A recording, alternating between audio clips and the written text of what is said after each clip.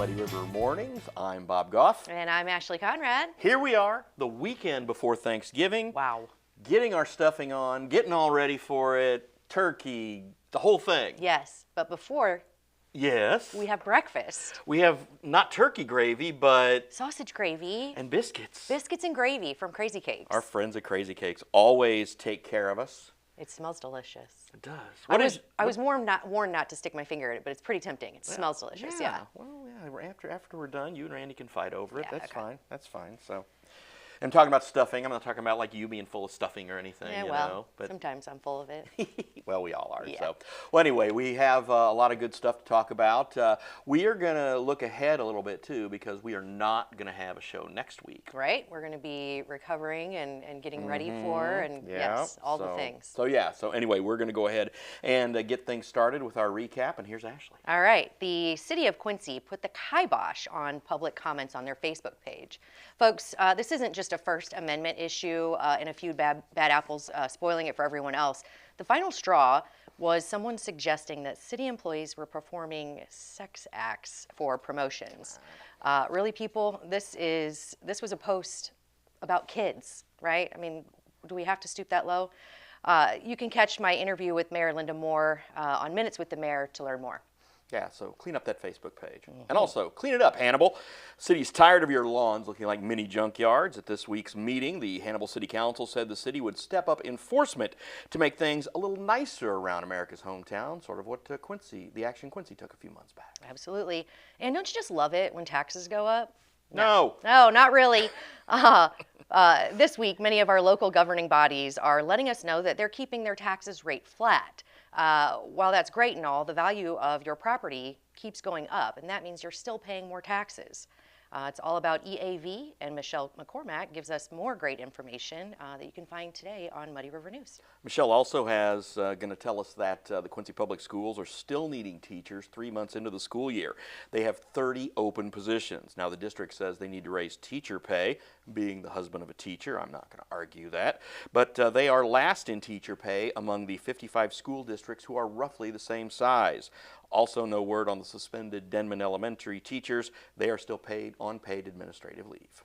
And we saw some really cool drone photos of the search for a subject who took off during a traffic stop on a moped in Rawls County.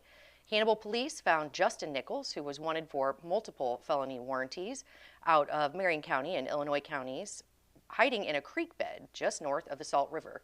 He was taken into custody without incident. You know, Rawls County, my old stomping grounds. I know that area very well out there by the Salt River. You going to hide in that creek bed? No, I'm not hiding in the creek bed. All right. But you know, when you go down Big Salt River Hill, right there, that area is just off to your left as when you're heading to St. Louis. So well, better luck next time hiding, I guess. Justin. Yeah, don't. I mean, come on, you're on a moped. What are your odds?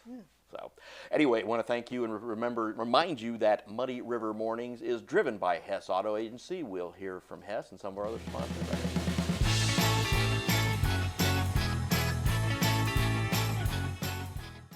Since 1985, Hess Auto Agency has been your trusted source for pre-owned vehicles in the tri-state area. Families have experienced the Hess difference for generations and know they'll get the best vehicle buying experience in our region.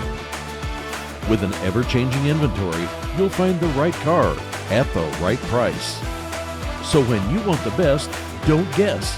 Choose Hess. Hess Auto Agency, 1124 North 24th in Quincy. In the tri-state area, local businesses aren't just a place to shop. They are engraved into our community. Muddy River Engraving knows, lives, and models this business mentality. Look how cute!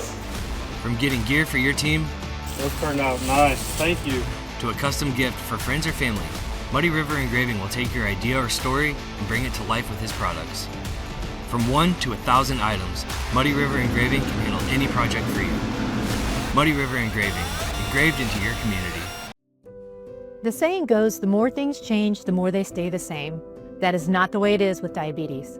Hello, I am Dawn Crabtree, a nurse and certified diabetes education specialist with the Blessing Diabetes Center.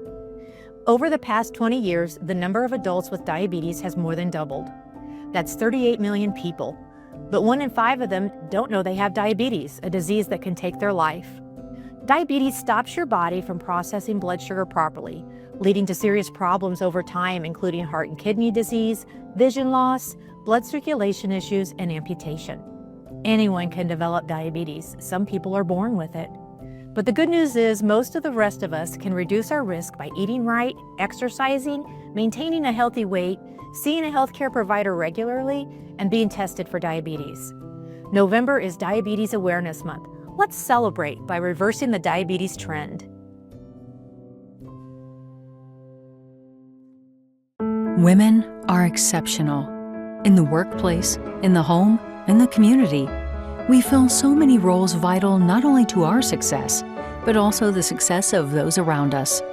We deserve health care that is as exceptional as we are. Blessing Health meets the varied needs of every woman, from OBGYN care and breast health to pediatrics for those of us who have little ones in our life. Blessing Health, with you every step of the way.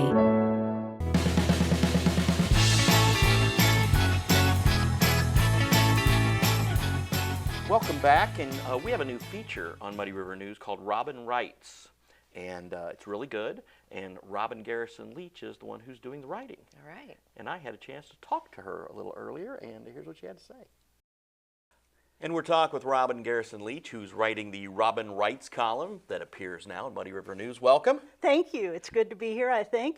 Oh, of course it's good to be here. Why not? I met Melissa the other day for the first time. Okay. And I told her how being a writer, you're kind of an introvert. So the first thing she said is, well, we need to have you on the show.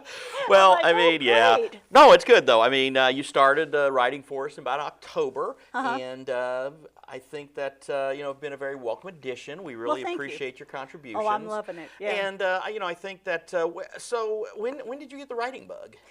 Oh, I don't know. I think I've been writing my entire life. I would rather write it down than say it. I know my husband and I used to get in fights. I would write him notes. Sure, he appreciated that. Yeah. Oh, yeah. I still have some of those. But no, I've been writing probably all my life. But as far as writing for publication, I guess I started about 30 during the flood in '93. As a matter of fact, we were in the floodplain, and I had sent a devotional 200-word thing to a magazine. First thing I'd ever sent out because they paid $20. I thought, oh, why not? Sure. So I sent it out. The flood happened. We lost the house. I came home about 8 months later to get the mail from the post office, and there was a check from the secret place for $20, which of course meant the world at that point. Yeah. And then from then I just started writing and going to local papers and saying, hey, you want to run this? And then slowly built up from there. Well, like I said, I'm glad we have you contributing with us now, and I think that again we try to do mostly local stuff. We have some non-local stuff, but really for the most part it is local. And when we started this thing 4.5 years ago, we really wanted to do this, and we started out and had just a few contributors, and Steve Einger's been writing for us for a while, and now that you're coming aboard, I think it's great, and I think that's just what we want to do. We want our website to be a slice of the community, a reflection of the community, right. And we're really trying to get everybody, and we're trying to get all kinds of different demographics and well, everything. and that's one thing I wanted to say. I do write for my demographic, and that's a good thing because those are the people that read the paper, and more they're going online with you. So I'm hoping I'll help usher them into this new world, which it's new for me too. Oh, sure. I'm very much into print, and that's all I've ever done. So this is my first online venture. Well, and again, I mean, you can tell, in your writing, it's very sincere, and it's very heartfelt, and you are certainly writing to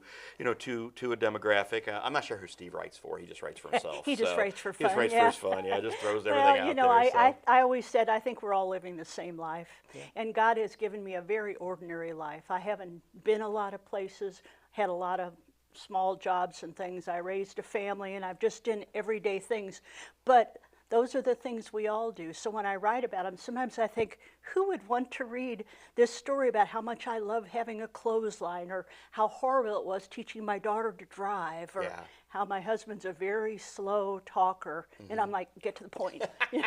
So, but then I get emails every week saying, oh my gosh, I feel exactly the same way, and it just means the world to me. Yeah, that feedback is always important. Oh, yeah. And I think that, one thing, we really try to do with our writers is give them a lot of freedom. We don't try to micromanage the copy. I know some editors, they put enough of their thumbprint on it where it seems like they're the ones writing it. And we all have different voices. We all have different writing styles. And I've never been one to really, if someone has a certain pattern or they have a certain style, I really don't want to upset that. I don't want to interrupt that. I want it to be their voice. Well, I'm very comma heavy, and I don't want any of them to be taken out. That's fine. But I write for about 30 papers, and some of the print do, and by the time I see it, I don't even read it because I know they've changed it so much. But like I told you the first time I saw it in your paper, thank you. This is the way I want it. And if I put a lot of commas or dashes or a lot of dots, let me do that, because I feel like writing is just talking on paper. I haven't had any education or didn't go to college for writing. I just talk on paper, and I think you get a more genuine feeling that way. And I think again, a column is different than a story. I think an editor should have more input on a news story. That's true. Oh, yeah. Because sometimes the editor will have read enough versions of a certain story, especially if it's a subject that we've covered quite a bit, and it's like, okay, maybe it's a new reporter on a different beat or whatever, and then that editor can say, well, okay, I think this is actually what happened in that, and there can be some conversations there. Well, you weren't there when I had my first kiss. Only I can tell that story. Exactly, right? And whether it's exactly right or not, it doesn't matter, because it's my memory, and they say your memory changes every time you remember it anyway, but the way I remember it. And I think the most important thing about my writing, to me, I feel like I'm going to live forever, because as long as you have that down on paper, my kids and my grandkids and my great-grandkids will read that, hopefully, and say, oh, I didn't know Grandma did this or that, or well, she had a sense of humor. Maybe that's where I get mine from. Well, and I think I kind of feel the same way, because I look at everything that I've done over the years and still see my bylines online, and still look at that, and hopefully that when I'm done doing this, someone will continue it. We're trying to build this thing for the long haul. We've only been around 4.5 years, but I certainly well, I know you're growing. It seems like every time I turn around, there's something new happening. Yeah, the numbers have certainly they've continued to increase every year, and that's what we want. But still, we still have some people who really are like, oh, I kind of heard of it, but they don't know what it is. And then and I tell people all the time, I'm like, just go look. Oh, I didn't even know. Oh, yeah. So. And again, we, I think that we've done a good job with our social media presence as well. But again, I think I've always seen social media as a necessary evil, because the people write the comments on there that are usually pretty ill-informed and rude. And I've had my share of those, and I try to get brave, but I've had some that just, oh my gosh, I didn't mean. I'm really a nice person. Don't do that to me. But, and I look at that, and a lot of times I want to shut them off, but I'm not going to. But there are some people that we can be selective about. But I look at it, and I want people to give their input. I want people to read us and let us know what they think. Well, you have to give them something to interact with. And that's the whole reason you write anything, is you hope that you'll touch someone and be able to interact with them. And again, as long as their reaction is I'm not saying I need positive. I mean, it just don't be nasty. I mean, you can disagree with me and say, well, I think that you're wrong because da-da-da. That's fine. But that doesn't mean you're stupid. Yeah, that just, then you're wrong and you're a jerk and you're a blank, blank, blank. And it's like, well, no, just say I'm wrong and move on. So you brought something you wrote with us? Yes, I did. I got to thinking last night, I guess when you asked where I started writing, these are the first words I've ever written. Oh, my gosh. So I wanted to bring it. It's falling apart. It says, I'm 7 years old, and this is an old Bell telephone address book that I stole from my grandma. So I'll just read you the first paragraph, and this entire book is all the same story. So I went to school with my stupid brother Mike. I do not like him. He is stupid for a brother. I love my other brother. His name is Jim. My other brother is stupid, fat, and a nut. He makes trouble. And then toward the end, every page is like that. I started asking my mother how to spell her favorite curse word. So I won't read those, but then I started calling him that. But then all the way here at the end, it says, My brother Mike will not get away from me. My brother Mike, I can't say that. He's this and this. He's stupid. He's a blabbermouth. So this is, I guess I can attribute my writing to my brother Mike. I had 4 brothers. He was my oldest brother, and he was 13, and evidently he drove me insane. But I was able to let it out in my book. Sounds like to me you're practicing for Facebook comments right there. It's true. That's true. I'll have to call somebody a blabbermouth, and then we'll be okay. Well, he's a blabbermouth. Well, but, Robin, thanks for stopping Oh, by no, it and was sharing your great. story. Yeah. And we appreciate it. And you can read Robin Writes every Monday right here on Muddy River News. Oh, please do. And So- if you want to email me, I live for Yeah. those comments. I have some people that do every week, and they've become my friends. Well- So I love to hear from people. And her email address is at the bottom of every column It you sure see on Muddy is, River yeah. News. So, well, again, thanks for Well, stopping by. thank you so much. Nice to see Thank you. you. If you're 55 or older and ready for quality, independent living, Good Samaritan Home of Quincy is your first choice. We're constructing new duplexes and single-unit cottages ready for you. Prepay your lease now and customize your future cottage. Say goodbye to the hassles of yard work, snow removal, and home maintenance, and say hello to stress-free, independent living. There is limited availability, so call Good Samaritan Home today at 223-8717 or see for yourself at gshq.org.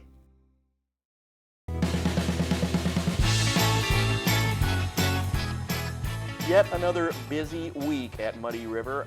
We were out and about. Ooh, and a boot. Brittany and I got to head back to one of our favorite spots, the liquor booth. Rick Retke and the gang have some new treats called grab and go bags. Really, really cool. Take a few of those to go to Thanksgiving. Also, if you're a bourbon guy like Bob, sign up for Rick's Bourbon Club. I think it's called the Rick House. Yes. It's a great deal. Also, I think, if I heard right from a little birdie, it is their anniversary. Yes. So, congratulations to the liquor booth and Yes. the Retkes. First anniversary of the Retkes owning the place. Very, very and cool. yeah, we had a lot of fun out there Doing when we some were doing good that stuff. stop earlier. Yeah. Yeah. So Klitz was a little better behaved on this week's Frankie and the Klitz. Just a little. They had a discussion about their favorite kids. It always depends on the day. And what is Quentin Tarantino's best movie and why it is Inglourious Bastards, in my opinion anyway.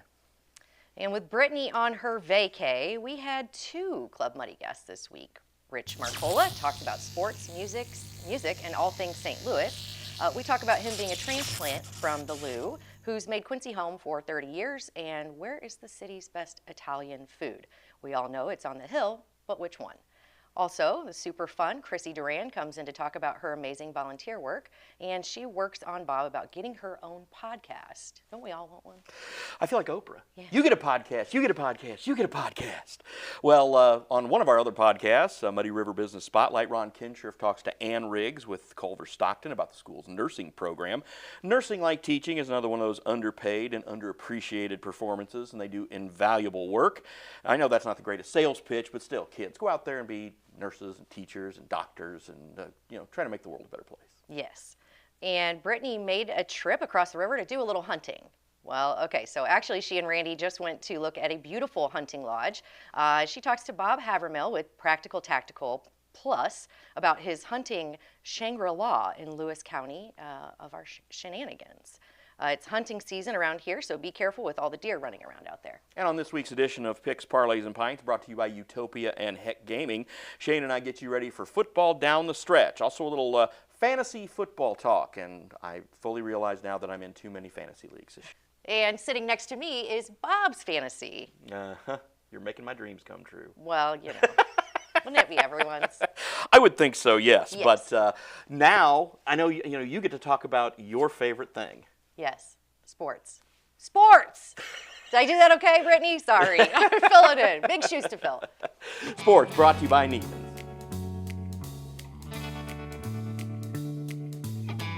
Happy Friday morning, Muddy Buddies. Muddy River Sports Editor Matt Schuckman kicking it alongside Muddy River Sports Director Chris Duerr. And Chris, we got a big weekend ahead of us. We have a big weekend. I think we have the quintessential November weekend. Yes. Because we are transitioning into basketball, which will be full-fledged next week, but we've already got some college basketball on our docket. I know you especially on Friday night, tonight, with a lot of good stuff coming up tonight. Yeah, I'll be at Pepsi Arena, the Quincy University women's team playing in the Hanson Spear Classic. They'll have their first home game of the year. Obviously started the year with a 2-0 run in the Midwest Region crossover. Katie Flynn, GLVC Player of the Week. I'm excited to see this team and see what Ali Schwagmeyer-Belger's first team looks like in person. Been out to some practices and that kind of stuff, but I want to see him on the court. So that's the big basketball event of this weekend. There's also some football going on. What? Brown County Blessings? Are we talking about Brown County Blessings? Are we going to be on the road this weekend? I think we're going to be on the road this week. I think you may already, as of Monday, have a spot pyloned off in beautiful Hardin, Illinois. They're giving me a spot right in the west end zone where I'm going to be able to pull up this Schottenkirk truck and pull it right back up there, sit on the tailgate, watch the game, do Shuck on a Truck afterward, and give you kind of blanket coverage of the state semifinal, which is really cool that we've got a team in the state semifinals. I know that the Brown County fans missed you last week because I heard a lot about it. I also know that the Calhoun fans, when you started raising the specter of this, because I know you always wanted to go. Yeah. You've heard the stories from Bill Connell. You've heard the stories from other folks about, the great, Rick Johns era and the things that would happen down there. And now you get a chance to experience a true, and God bless Aaron Elmore for restoring Calhoun football to what it's supposed to be, just from a standpoint of football. And how cool was it that he joined us on Monday Night Lights on Monday night? Not all opposing coaches, and again, we have a relationship with the people of Calhoun, even though they're not technically in our coverage area. But still, he could have said, hey, I got too much going on. He jumped on. We had technical difficulties, and so we had to pause his interview. And we went to commercial break, and I said, you willing to stick around? Yeah, sure. And here, so funny thing. So we had technical difficulties in the middle of an interview on Monday night during Monday Night Lights. I get home from Monday Night Lights, flip on the end of Monday Night Football, rolls over into SportsCenter, right? Scott Van Pelt's got Dak Prescott interviewing him. They had technical difficulties and had to go to commercial break. I went, okay. Yeah. If it happens to ESPN, I can't worry about it happening to Muddy us. River, sometimes, we don't quite have the technology they have in Bristol. Exactly. But, I think, back in my old life, professionally, I used to cover Aaron Elmore when he was at Beardstown, and you knew he was good then. Right. At the time we had hoped it would be at Beardstown. Got a great opportunity to go to Calhoun, and what an amazing job he's done. And he has remained a friend to all of us and to football for a long time. So neat to see him and Tom Little both get a chance to make some history. Two people who are as good as they come as human beings in this business and as stewards to their kids and their players. Without doubt. And two great staffs. I mean, I think that's the thing that sometimes doesn't get said I would enough. agree. Those are two of the best staffs anywhere in Illinois small school football. So, obviously you're going to have a blast because that's a great environment. I'm really looking forward to it. I hear you got the plum spot too, right under the end zone. And Coach Elmore on the west side. Coach Elmore shot me a photo of where they were going to put me, and it's west end zone, right behind the goal post, right in the end zone. So, I don't think it's going to get any better than that. If it had been week 9, you could have literally thrown rocks at the back of my skull right there. Would have been the best spot. And I may have. You would have, yes. It would have made for fun. But it's not the only big football game we have going on this weekend. We've got 3 state quarterfinal games in Missouri starting tonight on Friday night in America's hometown. Hannibal taking on West Plains in the Class 4 state quarterfinals. And then we got 2 games on Saturday. Langford Field for Monroe City versus Mid-Buchanan. And then over in Shelbyville for North Shelby versus Worth County. I talked a little bit about this on Duerrisms. There's great history between the Zizzers and the Pirates. The first time around, I believe, if memory serves, that is my favorite Aeneas Williams highlight of all time. Cortland Watson, perpendicular to the ground, gets the ball off to Aeneas. He scores that touchdown. The second time around, the memory not so good. Aeneas is not playing because he's hurt his junior year. But he's standing there holding the game plan because he had a laminated game plan in front of one of those space heaters, and it catches on fire. That was also, and one of your and my favorite Pirates of all time, Kane Wilson. Oh, yes. Kane, I thought was dead. Literally takes one of the cheapest, ugliest hits I've ever seen, and you're looking in the pile because everybody's looking at the ground thinking this poor kid is probably really badly injured.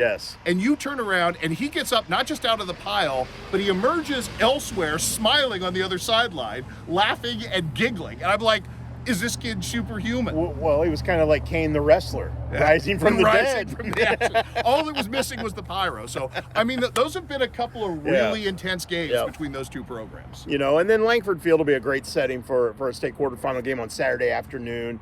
That Monroe City team's really good. They're really good. They're playing the number 2 undefeated Mid-Buchanan Dragons this week. And David Kirby, as you heard him say earlier this week, They think that they're a lot like them, which is scary Yeah. because those are two really good football teams. So instead of how to train a dragon, it's going to be how to slay a dragon. It's going to this be week? how to slay a dragon this week. It's with what we're looking at. And again, I just think two football teams that are playing about as high a level of football. Yep.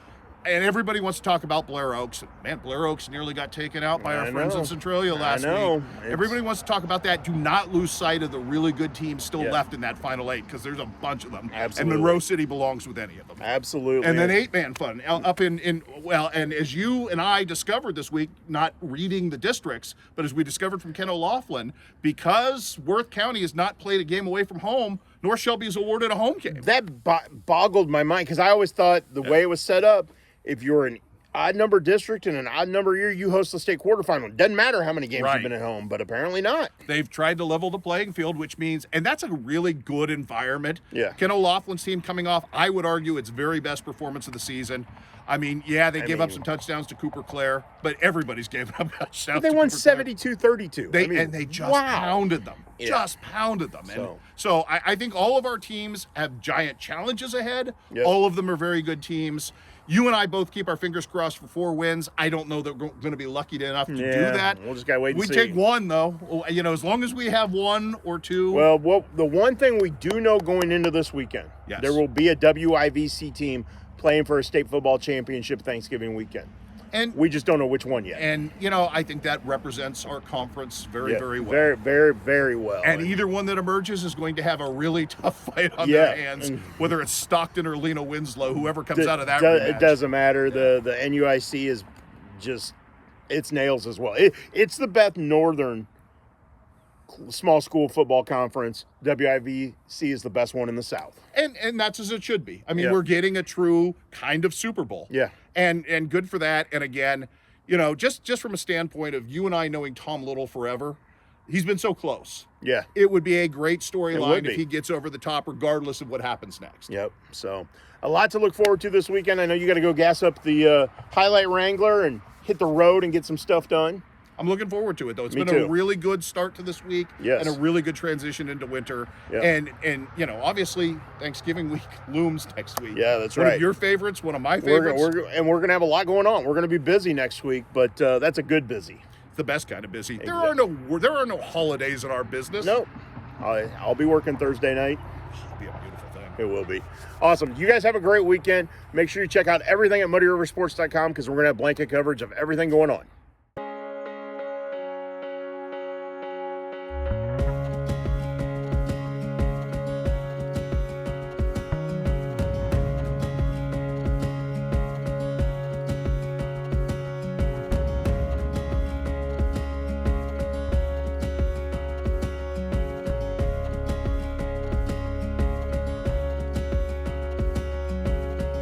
Neiman's, your neighborhood market.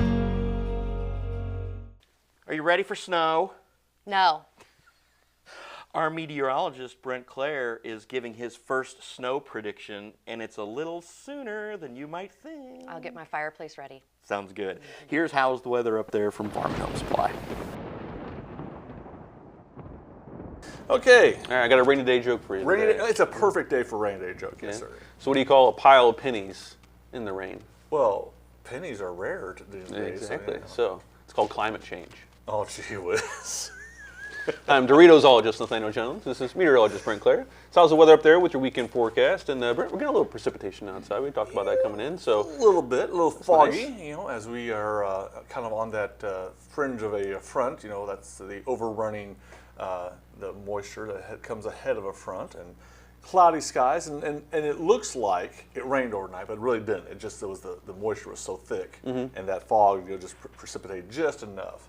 So, but yeah, just a little dreary out there, and it's going to be that way for most of today, as we'll see cloudy skies. Still temperatures in the mid-50s, which is still a little bit above normal, just slightly. Right. Just slightly. We should be around 50 or 52 right now. So, as we move into tonight, though, we finally see a good chance for some good precipitable rain to come into the area.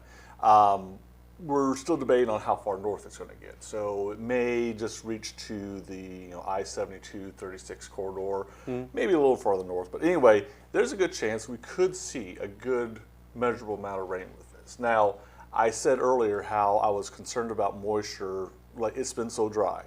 And we see a lot of these storms pop up in our forecast models, but you just cannot get the moisture to work with them. So again, it's can we get enough moisture to put down the inch of rain that's forecasted with this storm? So that'd be the first trick to see here. So that's the bad news for some hunters out there, that you might go out to the deer stand dry, but you're going to get wet after sunrise. So the going forecast right now is between 6 and noon tomorrow for the most of the rain. And so, and like I said, they're calling for an inch of rain in 6 hours. So that's probably a good steady, not heavy rain, but a steady rain. So A, it's going to be cold, miserable, and wet. And B, I don't know if the deer are going to be moving very much in that time period. But it's opening day. You can't, you got to go. So maybe Saturday morning might be the better. Saturday morning call might be a little better here, as it'll be a little cooler. Maybe the winds will stir a little bit more, and I claim to be a hunter, but I'm not that good. I mean, I've got my award or trophy bucks before, but at the same time, it's more been luck than anything else. So. So anyway, I will not be participating tomorrow morning, and the forecaster side of me says I'm staying where it's warm and dry tomorrow morning. So for the rest of you die-hard hunters, go for it. Okay, so moving through the rest of the weekend, maybe a little sunshine coming in late Saturday and most of the day Sunday. Then we see another system move in for Monday and Tuesday. And now we're going to start to see several systems kind of continue to move into the area as we move into this next seasonal shift of pattern shift of storms. So I think we're going to see a possibly 2 week of like every 2 or 3 days, seeing a little system come through. In addition to that, a little cooler temperatures. I understand. Black Friday could be a little brisk next Friday morning. Right now, it's still looking like Thanksgiving is going to be okay. It'll be cool. Weather-wise, I think it'll be dry for the most part for most of the Midwest. Obviously, depending on where you're traveling, it always throws things out. But it will be another system, Thursday night and Friday morning. And then we could really see some cold temperatures coming next weekend. And then we see another round, and then ding, ding, ding, ding, ding, this storm system I've been looking for a few weeks now, we're going to say officially here on How's the Weather Up There, that December 4th, we'll see our first inch of snow. So he's been waiting for the conditions to ramp up before we launch the contest. But this is, can you guys guess the first measurable snow in Quincy? Better than Brent. Brent says December 4th is the day, correct? So December 4th is off the board. That's right. So first person to comment that gets it correct with the first measurable snow in Quincy will be the winner of a $100 gift card. You have to be the first one. So there's only so many opportunities you can get because there's so many dates. So we're going to try. I guess if multiple people say the same one. It's the first comment, right? It's the first comment. First comment to come in. Okay, so you only get a few chances. So get your comments in early. Watch the video because this comes in roughly 4 or 5 minutes in. Right. Watch the video. Get your date in. Get the submission. You win a $100 Farmers Way gift card. So okay, we'll see what happens. So, but anyway, the dimwit has spoken. December 4th will be the first measurable snow in Quincy, Illinois. What's your percent confidence in your choice this year? Last year you were overly confident. I remember that. Like you were high. Well, we're going to say 50%. 51%. At least there's a majority vote on this one. So. But we got to throw it because it's like if I don't say it, it's going to snow. If I say it, don't say it, blah, blah, blah. But there's just too much going on that weekend that I know for me personally, it's going to be a blizzard. So it's going to be that. We'll see what happens. So anyway, but so anyway, that's when and that first weekend of December could really be bitter cold. So again, we're looking 2 weeks out. Still 2 weeks out. Still way away. And of course, I'm saying that's when the snow's going to happen. But still, we are finally going to start seeing more winter-like temperatures. Everyone says, "Well, where's the fall?" It's like, well, you got a nice warm fall. Now it's time for the winter time. So unfortunately, that's just the way it goes, folks. So the next few weeks are going to be a little interesting. So, but like I said, we'll get through this week first. We still have a decent chance on Saturday. If you have not, which a lot of people last week did, get your Christmas decorations out. A lot of people last week I saw got their decorations out. Yeah, well, it's still a little bit okay outside, Yeah. not so brutally cold, Exactly. the wind's blowing, all those different things. Right, So, the yeah. wind will be calm on Saturday, so it should be another good chance if you have not gotten your chance. Might be the last decent chance to do it. So. Yeah, that's why I'm going to do it Saturday. Right. afternoon. I wish I could too. I don't think it's going to happen. So, but anyway, but so there's that we can think about, and then like I said, we'll just see if we can get a decent rainfall tonight. Really looking forward to that because we are bone dry, and hopefully there.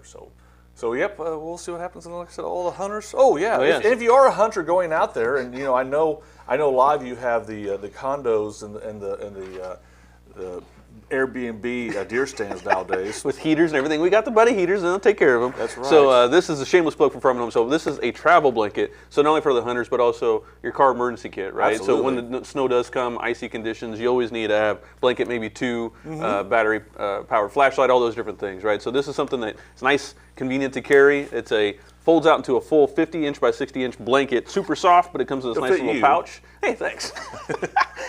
But it's got these little clips on the end too. These are going to be $7.99 for pre-Black Friday deals, Friday, Saturday, and Sunday. So all kinds of different designs. You got the plaid that I'm sure a farmer like you can appreciate. That's right. We got the cow print. There's Aztec print, a whole bunch of different prints too. So $7.99. Yeah, we start thinking about Christmas gifts coming up. I think one of these sessions will have the Christmas stocking stuffers from the meteorologist and a lot of stuff. It's only a couple weeks away. Yeah, Black Friday's next week, and Christmas 4 weeks after that. Crazy. Yes, Crazy. we are 5 weeks away, aren't we? Yeah, nuts. From today. Yeah. Oh well, happy holidays. We here at MRN are going to take a little holiday break next weekend, so we're not going to have a morning show next Friday. So we're going to let you know about a lot of great stuff going on over the next 2 weekends. Shop local. Shop local Saturdays start a week from Saturday. So on November 29th, you can hit all the great stores in the district and every Saturday until Christmas. We're also going to light the park in the district on November 29th, and Santa will be in the park on December 4th, 11th, and 18th. And isn't there also a Christmas parade coming up? Yes, that's on the 29th. Woohoo! So, also coming up the Saturday of Thanksgiving weekend, the rink in Mount Sterling freezes over again. So tape up those ankles, and you can go skating every Thursday, Friday, Saturday, and Sunday. Then after that, all the way till January 11th. Tonight, it's third Friday at the Rathskeller, so there's live music. Esther Moore is one of Quincy's favorite talents and playing 8 to 10 p.m. Go hear some great local original music, grab a drink from the bar, and tacos from Just to Be Making Burritos tonight at the Rathskeller. Tacos! Burritos! I know what Ashley's doing this weekend. She'll be with her mom and sister at the Quincy Service League Holiday Gift Show. The 57th annual Quincy Service League show runs this weekend. More than 100 vendors. Show hours are 10 to 4 Saturday, 11 to 4 Sunday. Also, strollers. Take your kids. Go for the tradition and gifts and the cake. Cake. You gonna get some cake? I love cake. You love cake. Love Got pie. your tickets? Yes, we do. All right. Yeah. And that's that's something you guys do every year. Yeah, we love it. Good. Go blow some money, one for you, one for me. That's right. That's and how you support do it. local. Yeah. Can't beat that. It's a great tradition. I know a lot of people do it. So you might if you bump into Ashley, tell her hi. Just say hey. So, well, right now I'm going to have to play referee as Ashley and Randy fight over the biscuits and gravy. That's right. Can't wait. Going down. A little willpower Randy. here, people. Come on. Anyway, we will not be here next Friday, so we'll see you in 2 weeks. But as always, thanks again for watching Muddy River Morning. Happy holidays.